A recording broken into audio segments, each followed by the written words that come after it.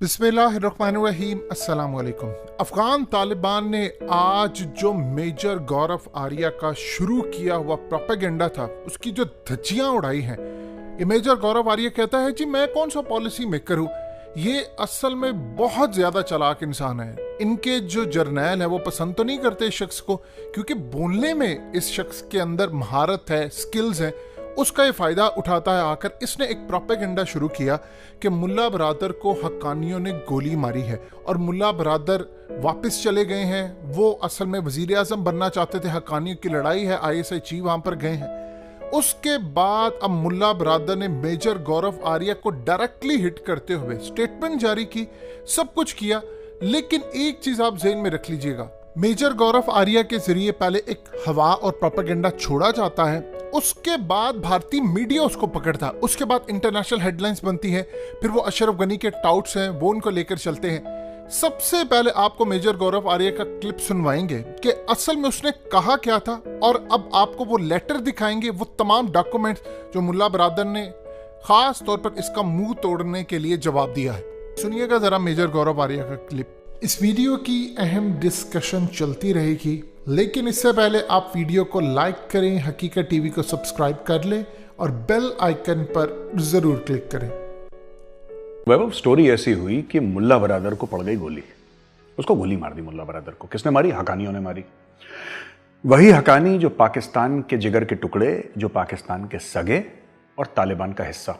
हकानी कोई दी थी ना, पूरा काबुल का संभालना, सिक्योरिटी वगैरह। उसी हकानी ने अपने बॉस को गोली मार दी, मुल्ला बरादर को गोली मार दी कि बकरा कटेगा तब बटेगा। तो बकरा तो कट गया, 15 अगस्त को बकरा कट गया, लेकिन बट नहीं पाया ठीक से अभी तक। क्यों नहीं बट पाया? क्योंकि इक्तदार की भूख है, एक हवस है कंट्रोल की, और हर जगह होती है। देखिए, सिविलाइज सोसाइटीज में होती है, अमेरिका में भी है, चीन में भी है, भारत में भी है, फ्रांस में भी है, रूस में भी है, हर जगह है। लेकिन उस लेवल का नहीं है जिस लेवल का अफगानिस्तान में है, कि बीच अफगानिस्तान में प्रेसिडेंशियल पैलेस में आप लोग बहस हो, AK-47 निकले और एक दूसरे को गोली मारने की कोशिश। तो बेसिकली मुल्ला बरादर करने की कोशिश करी थी हकानियों ने। मामला हद से आगे निकल गया तो जनरल फैज फ्लाइट पकड़ के पहुंच गया। लोग ये भी कहते हैं कि शायद अपने बॉस जनरल बाजवा को उन्होंने इसकी इत्तला नहीं दी थी कि मैं काबुल जा रहा हूं। उनको बाद में पता लगा जब पाकिस्तानी एयरफोर्स ने बोला कि सर आपके जासूस तो भाग गए काबुल। तो जब जनरल बाजवा को पता लगा, ऐसे र्यूमर्स हैं, मैं श्योर नहीं कह सकता, मुझे 100% इसके बारे में नहीं पता है, बट मैंने जो पाकिस्तानी सोशल मीडिया से सुना है वो यही सुना है। वैभव, एक और चीज़ मैं कहना चाहता हूँ ना कि अफगानिस्तान ट्रेडिशनली अनस्टेबल रहा है। अमेरिकन ने सबसे बड़ी गलती क्या करी मैं आपको बताता हूँ। अमेरिका ने एक अनस्टेबल चीज़ को स्टेबल करने की कोशिश करी। वो कभी स्टेबल होगा नहीं, क्योंकि क्या होता है, इसके पहले कि वापस तालिबान की इंटरनल डायनेमिक्स में मैं ये बताना चाहता हूं कि जो चीज़ स्टेबल नहीं हो सकती, अगर आप जबरन उसको स्टेबल करने की कोशिश करेंगे, बाहर से प्रेशर डाल के आप उसको जबरन स्टेबलाइज करने की कोशिश करेंगे, तो क्या होगा वैभव? उसमें एक चीज़ होगी, इट विल रिएक्ट एडवर्सली। ऐसा पाकिस्तानियों ने बोला। मैं आज फिर पाकिस्तानियों को बोलता हूं कि 15 अगस्त को जब तालिबान काबुल के अंदर घुसा था तो उस दिन गेम खत्म नहीं हुआ था, उस दिन गेम शुरू हुआ था। प्रीमेच्योर सेलिब्रेशन की जो आदत है पाकिस्तानियों की, फिर इन्होंने अपने आप को अड़ंगी मार दी। कुछ लोग होते हैं ना जो ठीक से चल नहीं पाते, खुद ही के पैर में खुद ही के पैर फंस जाते हैं और खुद मुंह के बल। ये पाकिस्तानियों की पुरानी आदत है, इन्होंने खुद को अड़ंगी मार ली। अब जनरल फैज गया क्यों? जनरल फैज इसलिए गया पैचअप करवाने के लिए, नंबर 1। नंबर 2, जनरल फैज क्यों गया? इसलिए कि भाई जो हकानीज हैं, जो पाकिस्तान के जिगर के टुकड़े हैं, जो लाडले हकानी नेटवर्क, उनको अहम ओहदा दिया जाए। तो भाई जो उनका जो मिलिट्री डिपार्टमेंट है उसका हेड कौन बनेगा? उनका डिफेंस मिनिस्टर कौन बनेगा? ठीक है, किसी भी मुल्क में जो एक भाई बात वही है ना, हकानी वही चाहता है और उसी की पैरवी करने तो गया जनरल फैज। किसी भी सिविलाइज्ड मुल्क में डिफेंस मिनिस्टर सबसे पावरफुल मिनिस्टर नहीं होता। होम मिनिस्टर होगा, एक्सटर्नल अफेयर्स मिनिस्टर होगा, फाइनेंस मिनिस्टर होगा, रेलवेज मिनिस्टर होगा, 10 किस्म के मंत्री होंगे जो पावरफुल होंगे। डिफेंस मिनिस्टर, ठीक है, defence is meant for the defence of the country, ठीक है, defence minister is not so powerful. It is only in countries like Pakistan and Afghanistan where the army chief और the defence minister becomes disproportionately powerful, कि भाई ये खुदा है, अब इसके सामने सब लोग सजदा करेंगे, माथा टेकेंगे इसके सामने, यही भगवान है, यही खुदा है। सो दैट माइंडसेट, अब इनके ऊपर लड़ाई हो रही है। अब सब लोग, ये बंदरबाट जो चल रही है ना अफगानिस्तान में, इसीलिए, और ये बंदरबाट बढ़ेगी। और अगर जनरल फैज इनकी दोस्ती भी करवा देते हैं, मैं वैभव आपको गारंटी के साथ कह रहा हूं, मानिए मेरी बात, ये ज्यादा देर नहीं चलेगी, ये फिर 1 महीने के बाद लड़ेंगे। इनके नेचर में है लड़ाई लड़ना। तालिबान को क्या आता है? तालिबान को क्या आता है? तालिबान को लड़ना आता है। आपने सुना, अब ये लेटर जो आपकी स्क्रीन पर चल रहा है, ये मुल्ला ब्रादर की जानिब से जारी किया गया है और उन्होंने कहा है कि जो गुफ्तगू की जा रही है कि मुझे गोली लगी है या मेरे साथ ये हुआ या मैं जख्मी हुआ, ये सब झूठ और प्रोपेगेंडा है। मैं सफ़र पर था, किसी वजह से मैं आ नहीं सका, लिहाजा पीछे मीडिया ने जो प्रोपेगेंडा शुरू कर दिया है, ये 20 साल से करते आए हैं, ये अब की बात नहीं है। इन्होंने तो 20 साल से हमें कहा, हमें मार दिया, ये कर दिया, वो कर दिया। ये सब एक झूठ का पलंदा है और मैं पूरी तरह डिनाई करता हूं ये जो प्रोपेगेंडा हमारे खिलाफ किया गया। जाहिर सी बात है, इंडिया की जानिब से शुरू किया गया, मेजर गौरव आर्या उसमें नंबर 1 था और वो बढ़ता बढ़ता बढ़ता पूरी दुनिया के अंदर फैल गया।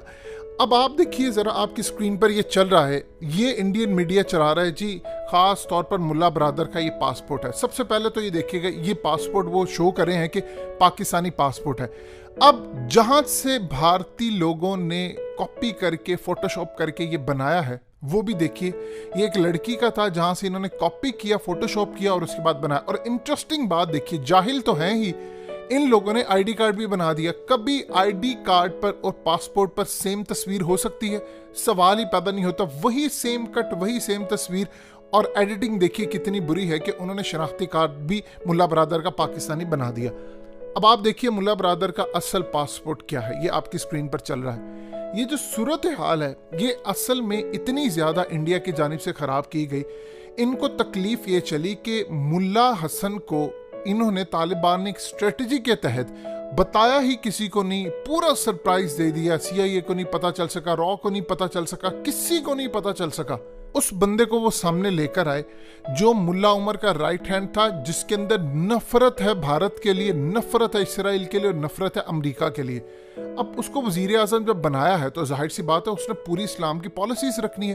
तालिबान की आज तक जीत का सबसे बड़ा सेहरा जानते क्या है? कि उनका इत्तेहाद रहा है। ये इत्तेहाद की बरकत थी। अब ये प्रोपेगेंडा करके असल में उकसा रहे हैं, तुम्हें फलाने को वजीर आजम नहीं बनाया, फलाने को नहीं बनाया। इस्लामिक निज़ाम में अगर आप खुद किसी ओहदे की ख्वाहिश रखते हैं तो आप नाअहल हो जाते हैं। जमहूरियत और इसमें तमाम चीज़ें बिल्कुल अलग अलग हैं। अब जमहूरियत में तो आप खुद को नॉमिनेट करते हैं, जी मैं खड़ा हूँगा इलेक्शन में। इस्लामिक निज़ाम में आपको अगर अपने आप को प्रेजेंट करना है तो आप नाअहल हो जाते हैं। अब ये असल में उकसाना चाह रहे हैं कि जी देखो तुम्हें नहीं मिला इक़्तिदार, तुम्हें नहीं मिला। इस्लामिक निज़ाम के अंदर और ख़ास तौर पर तालिबान ने, देखिए उन लोगों ने अपने लिए लड़ाई तो लड़ी नहीं, उन्होंने तो इस्लाम के लिए लड़ी है। जो इस्लाम के लिए लड़ता है उसको इक़्तिदार की कोई ज़रूरत नहीं होती। तो सबसे पहले आज जो मेजर गौरव आर्या को थप्पड़ पड़े हैं, वो थप्पड़ इतने ज़ोरदार थे, इतने ज़ोरदार थे। अब आप सोच लें इसके बाद ये अगला प्रोपेगेंडा करेगा। ये वही शख्स है जो कहता रहा कि जी वो फतह नहीं कर पाएंगे, जी फलाना नहीं हो पाएगा, ये नहीं हो पाएगा। काबुल भी फतह हो गया, फिर उसने कहा खाना जंगी शुरू होने वाली है, फिर उसने कहा जी अफगान फोर्स ये करेगी। फिर ये पंजशीर के मामले के ऊपर क्या तरह, वो देखते जाओ अहमद शाह मसूद क्या करता है, उसका नामो निशान भी नहीं है। सो असल में जिस शख्स की हार हुई है वो नंबर 1 है मेजर गौरव आर्या और भारतीय मीडिया। दुनिया के अंदर 67% जो भारतीय मीडिया की खबरें होती हैं वो जाली होती है, ये अमेरिका का सर्वे कहता है। और इसके बाद आप सोच लें कि मेजर गौरव आर्या जैसे लोग, इनको भारतीय फौज के रिटायर्ड जनरल कहते हैं कि ये फौज से भागा था, यानी इसको बुरी तरह वहां से निकाला गया, फिर ये छोड़कर वहां से आ गया। इसकी औकात कोई नहीं है कि ये मीडिया पर आकर बात करे, लेकिन चूंकि बोलने का स्किल जानता है इसीलिए उसको मीडिया पर बहुत ज्यादा पजीराई मिली है। हकीकत टीवी को सब्सक्राइब करना मत भूलें, वीडियो को लाइक करें, शेयर करें और कमेंट सेक्शन में अपनी राय का इजहार जरूर करें।